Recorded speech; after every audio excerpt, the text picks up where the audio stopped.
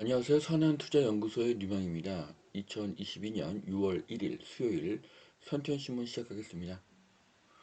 자, 오늘은 6월 1일입니다. 네, 재산세, 종부세의 기산일이고요. 지방선거의 날입니다.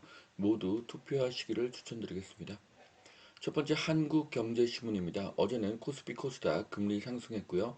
환율은 하락했습니다. 자, 첫 번째 기사입니다. 연 3%는 기본, 연 5%의 적금도 등장했다고 하는데요. 은행에서 주는 이자가 상승하고 있습니다. 자, 은행에서 주는 이자가 증가하고 있는데요. 그러면 월세에서 기대하는 수익률이 상승합니다. 투자자는 은행 이자가 1%인 시대에는 월세 수익률이 4%면 만족을 하지만 은행 이자가 2%인 시대에서는 월세 수익률이 5%는 나와야 만족을 하게 됩니다. 암호화폐 시장 꽁꽁 두나무 순이익 반토막이라고 합니다. 어, 암호화폐 거래소의 그 이익이 감소하고 있다는 것이죠. 자, 암호화폐로는 앞으로 돈이 더 들어가기 어렵습니다. 하락의 가능성이 높기 때문이죠. 그러면 그 돈이 부동산으로 올 가능성이 높습니다.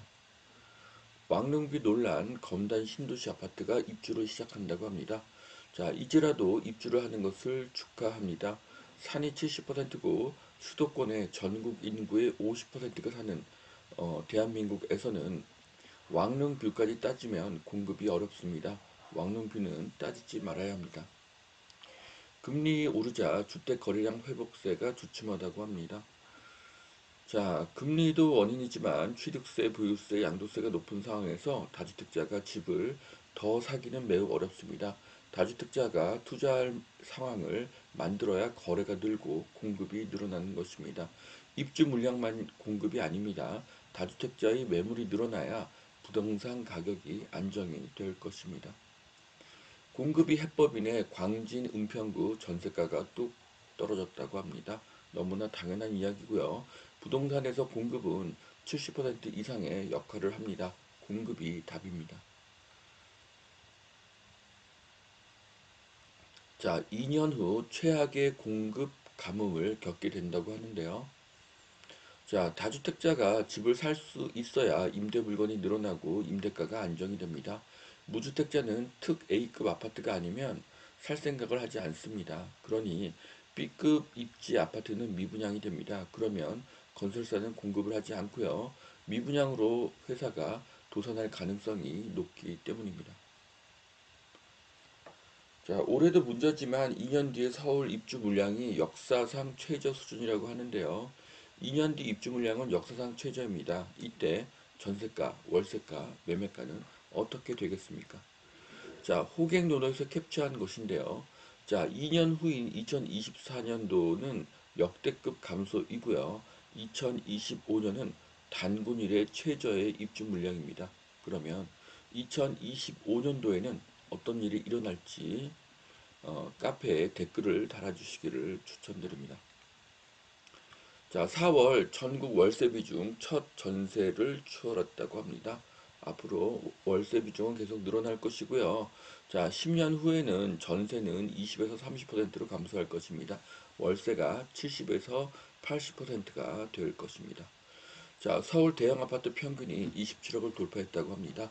똘똘한 한 채 강남은 30억에 육박한다고 하는데요. 저는 똘똘한 한 채가 대형 한 채라고 생각을 합니다. 대형 아파트는 공급량이 많지 않아서 희소성이 더 높아질 것이라고 하는데요. 올해 하반기부터 대형이 크게 오를 것입니다. 선투연에서 추천한 대형 아파트들이 올해 하반기에 크게 상승할 것입니다. 그리고 내년 후년 계속 상승할 것입니다. 아직도 대형 아파트는 투자를 추천합니다. 특히 무주택자 분들은 갭으로 대형 아파트를 사두어야 합니다. 30평대 아파트의 평당가가 50평대 아파트의 평당가보다 훨씬 높기 때문에 지금이 대형 아파트를 투자할 기회입니다. 아니면 말고식 부동산 선거 공약. 자, 재건축 완화는 국토부도 어려워 후보자 공약 주민을 기만하는 꼴이다. 자, 부동산 대책은 다른 것 없습니다. 무언가를 더하는 것이 아닙니다. 시장 원리에 맡기고 규제를 없애는 것이 최선입니다. 시장은 가장 현명하게 수요와 공급을 조절합니다. 공급이 부족한데도 공급을 못하게 한 것이 문정부의 가장 큰 실책입니다. 가격이 오르면 공급이 늘고 공급이 늘면 가격이 하락하는 시장의 순리를 거스른 것이 가장 큰 잘못입니다. 가격이 오르는데 분양가 상한제와 각종 규제로 공급을 못하게 한 결과가 앞으로 2, 3년간 엄청난 부작용을 만들어낼 것입니다. 자, 두 번째 매일경제신문 보시겠습니다. 월세의 전세 역전. 자, 4월 전국 임대차 중에서 50.4%가 월세라고 합니다. 자, 한국에서 전세가 줄고 월세가 늘어남에 따라 주거비의 부담은 커집니다. 이 모든 것이 문정부의 실정이 원인입니다. 자, 2년 전 갱신권 쓴 서초 세입자 계속 살려면 2억 4천만 원을 더 낼 판인데요. 뭐 이 정도 금액이면 양호하다고 생각합니다.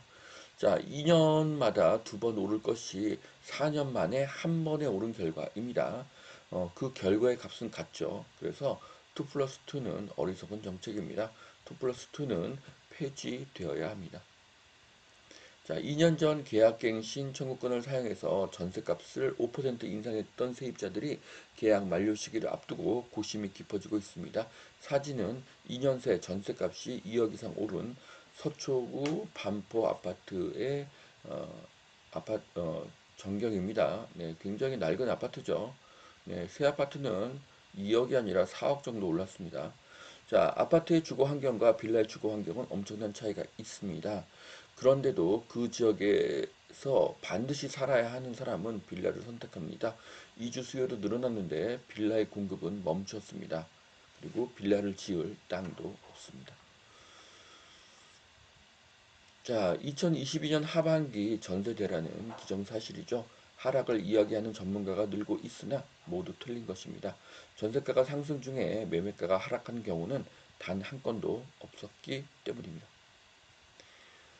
자, 그래서 대책으로 전세자금 대출 규제 완화, 금리 혜택, 세제 공제 혜택을 생각할 수 있다고 하는데요. 전세 자금을 보조해 주는 것이 정답이 아닙니다. 공급을 늘려야 합니다. 자, 올여름 상위 5개 건설사 35% 공급이 늘어난다고 하는데요. 네, 이것은 거짓말입니다. 자, 건재재값 상승에 4월 수도권 착공 26% 급감했다고 합니다. 자, 위에 나왔던 기사와 정반대의 내용이죠. 두 사람이 서로 다른 반대의 이야기를 하면 그중 한 명은 거짓말을 하는 것입니다. 자, 2년 전 월 115만 원씩 여윳돈을 남긴 직장인이 이제 87만 원도 벅차다고 합니다. 자, 인플레이션은 보이지 않는 세금이죠. 인플레이션을 이기려면 금이나 부동산을 보유해야 합니다. 네, 저축으로서는 인플레이션을 이길 수가 없습니다. 자, 금 투자로 위험을 분산하고 고정금리 대출로 갈아타라. 네, 금 투자 추천합니다. 여기까지 2022년 6월 1일 선투현 신문 마치겠습니다. 오늘도 투자에 도움이 되시길 바랍니다. 감사합니다.